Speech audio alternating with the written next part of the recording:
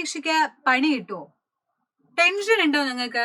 അടിപൊളിയായിട്ട് പഠിക്കാൻ പറ്റുമോ? അവസ്ഥയാണോ? എന്താണെന്നുള്ളൊരു ടെൻഷൻ ഉണ്ടായിരിക്കും അല്ലെ? സോ പണി പാളാനുള്ള സാധ്യത കുറച്ച് കൂടുതലാണ്. ബിക്കോസ് ഓഫ് സിലബസ് മാറി, കാര്യങ്ങളെല്ലാം മാറി.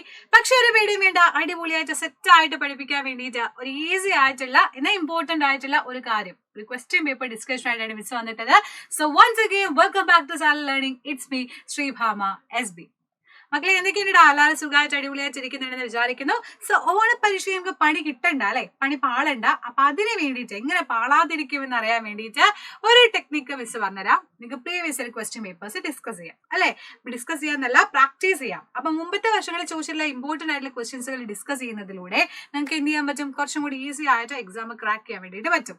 സോ അതിന് വേണ്ടിയിട്ട് വളരെ ഇമ്പോർട്ടന്റ് ആയിട്ടുള്ള കുറച്ച് ക്വസ്റ്റ്യൻസുമായിട്ടാണ് ഇന്ന് മിസ് വന്നിട്ടുള്ളത്. സോ നമുക്ക് സ്റ്റാർട്ട് ചെയ്താലോടാ. കുറച്ച് വർക്ക്ഔട്ട് ചെയ്ത് പഠിക്കാം കേട്ടോ. നിങ്ങൾ ചെയ്ത് പഠിക്കാം, ആൻസർ ചെയ്ത് പഠിക്കാം. അപ്പോഴാണ് നിങ്ങൾക്ക് ഈസി ആയിട്ട് എന്ത് ചെയ്യാൻ പറ്റുള്ളൂ? മാർക്ക് എക്സാമിന് സ്കോർ ചെയ്യാൻ പറ്റുള്ളൂ. എക്സാമിന് എന്ന് പറഞ്ഞാൽ ടൈം നോക്കണം, സമയം നോക്കണം. അതേപോലെ തന്നെ കറക്റ്റ് ആയിട്ട് ഷാർപ്പ് ആയിട്ടുള്ള ഓരോരോ കാര്യങ്ങൾ അതിൽ നോട്ട് ചെയ്യണം. സോ അതിന് വേണ്ടിയിട്ട് ക്വസ്റ്റ്യൻസ് ഡിസ്കസ് ചെയ്ത് പഠിക്കുക എന്നുള്ളതാണ് ഏറ്റവും ഇമ്പോർട്ടന്റ് ആയിട്ടുള്ള കാര്യം. സോ നമുക്കത് നോക്കാം.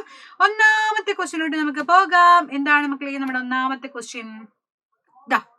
Observe the plants given in this picture. Vanda loranthus, മരവാഴിയും അതേപോലെ ഇത്തൽക്കണിയും നിങ്ങൾക്ക് തന്നിട്ടുണ്ട്. Both these plants depend on the plants for their growth. Write the categories of each plant. How do they differ? ഇവ രണ്ടും മറ്റ് സസ്യങ്ങളെ ആശ്രയിച്ചാണല്ലോ വളരുന്നത്. ഓരോന്നും ഏത് വിഭാഗത്തിൽ പെടുന്നു എന്ന് എഴുതൂ. ആൻഡ് ഇവ എങ്ങനെ വ്യത്യാസപ്പെട്ടിരിക്കുന്നു എന്നാണ് ക്വസ്റ്റ്യൻ വന്നിട്ടുള്ളത്. എടാ മക്കളെ, വാൻഡ അല്ലെങ്കിൽ മരവാഴ എന്ന് പറയുന്നത് ഏത് ഗണത്തിലാണ് വിടുക? നമുക്കറിയാം, ഷെൽട്ടറിന് വേണ്ടിയിട്ട്, വാസസ്ഥലത്തിന് വേണ്ടിയിട്ട് മറ്റുള്ളവരിൽ ആശ്രയിച്ച് ജീവിക്കുന്നവരാണ് മരവാഴകള് അല്ലെ. അപ്പൊ അതുകൊണ്ട് അവര് ആ നിൽക്കുന്ന സ്ഥലത്തിന് പ്രത്യേകിച്ച് പ്രശ്നങ്ങളൊന്നും ഉണ്ടാക്കുന്നില്ല. സുഖമായിട്ട് എനിക്കൊന്നും നിൽക്കാനൊരു സ്പേസ് തന്നാൽ മതി എന്ന് പറയുന്ന ആളാണ് നമ്മുടെ മരവാഴ അല്ലെ. സോ അതിനെ നമുക്ക് എപ്പിഫൈറ്റുകൾ എന്നാണ് പറയുന്നത്. സോ ശ്രദ്ധിച്ചോളൂ, എപ്പിഫൈറ്റ് ഒരിക്കലും നിൽക്കുന്ന സസ്യത്തിന് എന്തിന്റെ മുകളിലാണോ കയറി നിൽക്കുന്നത് അവർക്ക് ഒരു ബുദ്ധിമുട്ടും ഉണ്ടാക്കാണ്ട് പാവം പിടിച്ച് നിൽക്കുന്ന ആളുകളാണ്. സോ ഇരിപ്പിടത്തിന് ഫോർ ദ ഷെൽട്ടർ പേർപ്പസിന് വേണ്ടി മാത്രം മറ്റ് സസ്യങ്ങളെ ആശ്രയിക്കുന്ന ജീവികളെ നമ്മൾ വിളിക്കുന്ന പേരാണ് എപ്പിഫൈറ്റുകൾ. ക്ലിയർ അല്ലേടാ? സെറ്റ് അല്ലേ? അപ്പൊ വാൻഡയുടെ കേസ് തീരുമാനമായി. ഇനിയിപ്പൊ അടുത്തത് ഏതാ? നമ്മുടെ പാരാസൈറ്റിക് പ്ലാന്റ് ആയിട്ടുള്ള ഇത്തിൽക്കണ്ണി, പരാത സസ്യം എന്നാണ് പറയാ കേട്ടോ അതിനെ. ഇത്തിൽക്കണ്ണി, അതേപോലെ കസ്ക്യൂട്ട, മൂടില, തളി എന്നൊക്കെ പറഞ്ഞ ഇതിന് എക്സാമ്പിൾ ആണ്, പരാത സസ്യത്തിന് എക്സാമ്പിൾ ആണ്. അപ്പൊ എന്താ ഈ പരാത സസ്യം പറഞ്ഞു കഴിഞ്ഞാൽ ഇവരങ്ങനെയില്ല.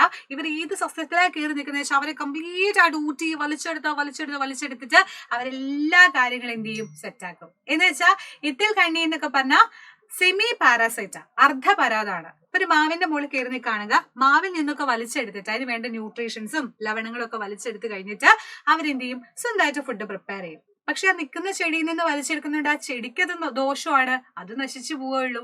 അതേപോലെ കസ്ക്യൂട്ടയിൽ നമുക്ക് ടോട്ടൽ പാരാസൈറ്റ് എന്ന് പറയാം. എന്ന് വെച്ചാൽ പൂർണ്ണ പരാത എന്ന് പറയാം. എന്ന് വെച്ചാൽ അതിന് വേറൊരു വഴിയില്ല, അത് മൊത്തം വലിച്ചെടുക്കുക. ഏത് സസ്യത്തിലാണ് നിൽക്കുന്നത് വെച്ചാൽ കംപ്ലീറ്റ് ആയിട്ട് വലിച്ചെടുത്ത് ജീവിക്കുന്ന ആളായതുകൊണ്ട് അവരെ നമുക്ക് പാരാസൈറ്റിക് പ്ലാന്റ് അഥവാ പൂർണ്ണ പരാതം, ടോട്ടൽ പാരാസൈറ്റ് എന്ന് നമുക്ക് വിളിക്കാം. അപ്പൊ ഇതെല്ലാം എന്താണ്? ഏത് പ്ലാന്റ് നിൽക്കുന്നോ അവർക്ക് ദോഷമാണ്. ആ പ്ലാന്റ് നശിച്ചു പോകുന്ന അർത്ഥം. ഒരു മാവിന്റെ മുകളിൽ എത്തിക്കണ്ണി കണ്ടാൽ നിങ്ങൾ ഊഹിച്ചോ ആ ചെടിയുടെ ആ ഒരു ഭാഗം നശിച്ചു പോയി എന്നാണ് അതിന്റെ അർത്ഥം. ഓക്കെ, അപ്പൊ ഇതാണ് പരാത സസ്യങ്ങൾ കേട്ടോ. അപ്പൊ ആ ഒരു ക്വസ്റ്റ്യൻ നമുക്ക് അടിപൊളിയായിട്ട് ഡിസ്കസ് ചെയ്ത് കഴിഞ്ഞു. അപ്പൊ നമുക്ക് അടുത്ത ക്വസ്റ്റ്യനിലോട്ട് പോകാം. നോക്കിക്കോ. Water is a universal solvent.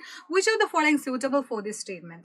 സാർവിക ലായകമാണ് ജലം നമുക്കറിയാം. ഈ സ്റ്റേറ്റ്മെന്റിൽ ഏത് മാറ്റാണത് മാച്ച് ചെയ്യുന്നത് എന്ന് ചോദിച്ചാൽ, ഭൂമിയിൽ ധാരാളം കാണപ്പെടുന്നു, abundantly present ആണോ, can dissolve many substance ആണോ, and organism consume plenty of water ആണോ, water has property of evaporation ആണോ?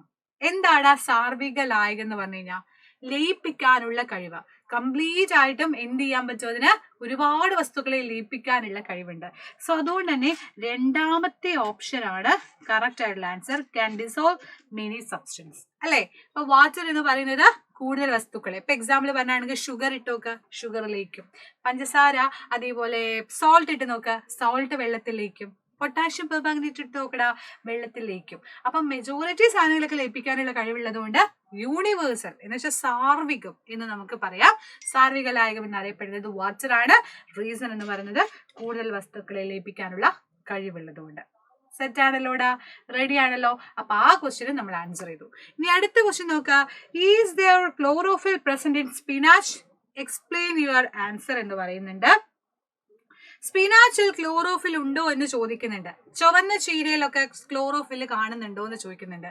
എന്താണ് മക്കളെ നിങ്ങൾ ആൻസർ ചെയ്യുക? ഓഫ് കോഴ്സ് അതിനകത്തുണ്ട് ഇല്ലേ? പക്ഷേ അതിൽ കൂടുതലായിട്ട് വേറൊരു പിഗ്മെന്റ് കാണുന്നതുകൊണ്ടാണ് ഇത് ചുവന്ന കളറിൽ കാണുന്നത് അല്ലേ? അത് ഏതാണെന്നുള്ളത് നമുക്ക് പറയാം. ബാക്കി ക്വസ്റ്റ്യനും കൂടെ ജസ്റ്റ് നോക്കാം. കളറും അതേപോലെ പിഗ്മെന്റ് തന്നിട്ടുള്ളത് ഡാഷ് ആന്തോസയനിൻ ആണ്. ഓറഞ്ച് കളർ ഏതോ പിഗ്മെന്റ് ആണ്. അത് ഏതാണെന്നുള്ളത് കണക്ട് ചെയ്യാനാണ് ചോദിച്ചിട്ടുള്ളത്. അപ്പൊ ഈ ക്വസ്റ്റ്യൻ ആൻസർ ചെയ്യണമെന്നുണ്ടെങ്കിൽ നിങ്ങൾക്ക് എന്തറിയണം? ആദ്യം തന്നെ പിഗ്മെന്റ്സിനെ പറ്റി അറിയണം. ഇലകൾക്കും അതേപോലെ തണ്ടുകൾക്കൊക്കെ കളർ കൊടുക്കുന്ന ആളാണ് പിഗ്മെന്റ് അഥവാ വർണ്ണകം എന്ന് പറയുന്നത്. ഇപ്പൊ നമുക്ക് ഇലകൾക്ക് പച്ച കളർ കൊടുക്കുന്നത്, കുറെ പച്ച ഇലകൾ നമ്മളെ മെജോറിറ്റി കാണുന്നൊക്കെ പച്ച കളറാണ് അല്ലെ ഇലകൾക്ക്. അപ്പൊ എന്തുകൊണ്ടാണെന്ന് ചിന്തിച്ചിട്ടുണ്ടോ? ബിക്കോസ് ഓഫ് അതിലുള്ള പിഗ്മെന്റ്സ് ആണ്. ആ പിഗ്മെന്റ് നമ്മൾ വിളിക്കുന്ന പേരാണ് ഹരിതകം അഥവാ ക്ലോറോഫിൽ. റെഡി അല്ലേ? സെറ്റ് അല്ലേ? അപ്പോൾ നമ്മുടെ ചുവന്ന ചീരയില ഈ പറഞ്ഞ ഹരിതകം ഉണ്ടോ എന്നായിരുന്നു ഡൗട്ട്. ആക്ച്വലി ഹരിതകം ഉണ്ട്. അതിനേക്കാൾ കൂടുതൽ കാണുന്ന നമ്മുടെ ആന്തോസയാനിൻ ആയതുകൊണ്ടാണ് അത് റെഡ് കളറിൽ കാണുന്നത്. സോ ഒരുപാട് ഇലകളിൽ അപ്പൊ ഓറഞ്ച് കളർ കൊടുക്കുന്നത്, യെല്ലോ കളർ കൊടുക്കുന്നത് ഒക്കെ ആയിട്ടുള്ള പിഗ്മെന്റ്സ് ഉണ്ട്. അപ്പൊ യെല്ലോ കളർ കൊടുക്കുന്നത് സാന്തോഫിൽ ആണ്. കാരോട്ടിൻ എന്ന് പറയുന്നത് യെല്ലോയിഷ് ഓറഞ്ച് ആണ്. Anthocyanin red colour. ഇത് സിമ്പിൾ ആയിട്ട് പഠിക്കാം. ഒരു കോഡ് പറഞ്ഞുതരാം. ക്രിസ്മസ് ആലോചിക്കാം. ക്രിസ്മസിന് എന്ത് വരുന്നുണ്ട്?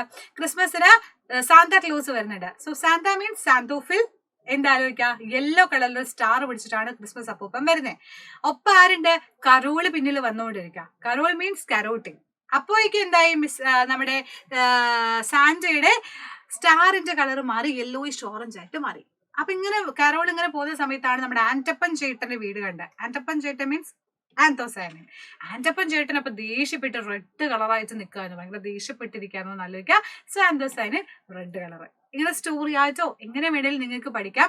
ഓരോന്നിലും ഇപ്പൊ യെല്ലോയിഷ് ഓറഞ്ചും യെല്ലോ കളറും അതേപോലെ തന്നെ ഈ ഓറഞ്ച് കളറൊക്കെ കൊടുക്കുന്നത് എന്തുകൊണ്ടാണ്, അതിൽ ഏതെല്ലാം പിഗ്മെന്റ്സ് ഉണ്ട് എന്നുള്ളത് വളരെ ഇമ്പോർട്ടന്റ് ആയിട്ട് നിങ്ങൾ പഠിക്കണം. എക്സാമിന് മെജോറിറ്റി ക്വസ്റ്റ്യൻസുകൾ ചോദിക്കാൻ സാധ്യതയുള്ള പോർഷൻ ആണ്. ഇനി അടുത്ത് നോക്കിക്കോളാം. Complete the table suitably related to the dissolve property. സൊല്യൂട്ടും സോൾവെന്റ് തന്നിട്ട്, സൊല്യൂട്ട് മാത്രം തന്നിട്ട്, ലീനം മാത്രം തന്നിട്ട് ഈ കോളം നിങ്ങളോട് ഫില്ല് ചെയ്യാനാ പറഞ്ഞത്. ഫില്ല് ചെയ്യുക. എങ്ങനെയാ ഫില്ല് ചെയ്യാ നോക്കൂ. ഇവിടെ ഒരു വാട്ടർ ആണ് എല്ലാവിടെയും. വെള്ളം ശരിക്കും എന്താ? സൊല്യൂട്ട് ആണോ സോൾവെന്റ് ആണോ സൊല്യൂഷൻ ആണോ? അത് നിങ്ങൾക്ക് അറിയാം അല്ലെ. അത് സോൾവെന്റ് ആണ് അഥവാ ലായകം ആണ്. ആൻഡ് ഈ സോഡ വെള്ളം അതേപോലെ കോപ്പർ സൾഫേറ്റ് ലായനി എന്നൊക്കെ പറഞ്ഞെന്താ? സൊല്യൂഷൻ ആണ്, ലായനിയാണ് അല്ലേടാ. അപ്പൊ സൊല്യൂട്ട്, സോൾവെന്റ്, സൊല്യൂഷൻ എന്ന് പറയുന്ന 3 കാര്യങ്ങളാണ് നമുക്ക് മെയിൻ ആയിട്ട് പഠിക്കാനുള്ളത്. എക്സാമ്പിൾ പറഞ്ഞാൽ വളരെ സിമ്പിൾ ആയിട്ട് പഞ്ചസാര വെള്ളം എടുത്ത് നോക്കടാ. പഞ്ചസാരയിൽ കുറഞ്ഞ അളവിൽ എടുത്തത് പഞ്ചസാരയും കൂടിയ അളവിൽ എടുത്തത് വെള്ളവും. അപ്പൊ ലീനം എന്ന് പറയുന്നത് പഞ്ചസാര, കൂടിയ അളവിലുള്ള ജലം എന്ന് പറയുന്നത് സോൾവെന്റ്. രണ്ടും കൂടിയ പഞ്ചസാര വെള്ളം എന്താ? അതാണ് ലായനി അഥവാ സൊല്യൂഷൻ എന്ന് പറയുന്നത്. ഓക്കെ അല്ലേ? അപ്പൊ അത് പഠിച്ചു വെക്കുക. അതേപോലെ ഇപ്പൊ സോഡ വാട്ടറിന്റെ കേസിലാണെങ്കിൽ നമുക്ക് എന്താ പറയാൻ പറ്റുക? കാർബൺ ഡൈ ഓക്സൈഡ് ആണ് സൊല്യൂട്ട്, വാട്ടർ ആണ് സോൾവെന്റ്. കാരണം കാർബൺ ഡൈ ഓക്സൈഡ് വെള്ളത്തിൽ ലയിപ്പിച്ചിട്ടാണ് നമ്മൾ സോഡ ഉണ്ടാക്കുന്നത്. സോഡ പൊട്ടിക്കുന്ന സമയത്ത് ടപ്പ് എന്ന് പറഞ്ഞൊരു സൗണ്ട് കേൾക്കില്ലേ? അതിലുള്ള ഗ്യാസ് പുറത്ത് വരില്ലേ? അതാണ് കാർബൺ ഡൈ ഓക്സൈഡ്. ഇപ്പൊ ഉപ്പ് വെള്ളമാണെങ്കിൽ ഉപ്പാണ് ലീനം, കുറഞ്ഞ അളവിലെടുത്തത്. സോൾവെന്റ് എന്ന് പറയുന്നതാണ് കൂടിയ അളവിലെടുത്ത വാട്ടർ. ഇപ്പൊ എക്സാമ്പിൾ പറഞ്ഞ നമ്മുടെ പഞ്ചസാര വെള്ളത്തിൽ തന്നെ നമ്മൾ എന്താണ് മക്കളെ എടുത്തത്? പഞ്ചസാര. ഏതിലാ ലയിച്ചത്? വെള്ളത്തില്. അപ്പൊ എന്തിലാണോ ലയിക്കുന്നത് അത് ലായകം, എന്താണോ ലയിച്ചത് അത് ലീനം. രണ്ടും കൂടിയ ലീനവും ലായകം കൂടെ കൂടിയതിനെയാണ് നമ്മൾ ലായനി അഥവാ പഞ്ചസാര വെള്ളം എന്ന് പറയുന്നത്. സൊല്യൂഷൻ. റെഡിഡാ? ദെൻ കോപ്പർ സൾഫേറ്റ് ആണെങ്കിൽ കോപ്പർ സൾഫേറ്റ് ആണ് ലീനം. ആൻഡ് സോൾവെന്റ് എന്ന് പറയുന്നത് സോൾവെന്റ് വാട്ടർ ആണ്. ഇങ്ങനെ ടേബിൾ പഠിച്ചു വെക്കുക. This is also very important. Clear ആണല്ലോ? സെറ്റ് ആണല്ലോ? അപ്പൊ നമ്മൾ വളരെ കുറഞ്ഞ സമയം കൊണ്ട്, വളരെ കുറച്ച് സമയമുള്ളൂ അല്ലെ, അതിന്റെ ഇടയിൽ തന്നെ നമ്മൾ കുറെ കാര്യങ്ങൾ ഇപ്പൊ ഡിസ്കസ് ചെയ്തു. പ്രീവിയസ് ഇയർ കുറെ ക്വസ്റ്റ്യൻ പേപ്പർ ഡിസ്കസ് ചെയ്തു. അപ്പൊ ഇനിയും ഇതുപോലെയുള്ള വീഡിയോസും കാര്യങ്ങളും നിങ്ങൾക്ക് വരും. അപ്പൊ ചാനൽ സബ്സ്ക്രൈബ് ചെയ്യുക, അതേപോലെ ലൈക്ക് ചെയ്ത് വെക്കുക. മിസ്സിന്റെ വീഡിയോ ഇഷ്ടപ്പെട്ടാൽ ലൈക്ക് ചെയ്യുക. ഇനിയുള്ള ക്ലാസ്സുകളിലും കാര്യങ്ങളൊക്കെ നമുക്ക് കാണാം. അടിപൊളിയായിട്ട് എക്സാമിന് പഠിക്കുക. എല്ലാവർക്കും all the very best. Next video കാണാം. അതുവരെയും bye bye. See you dears.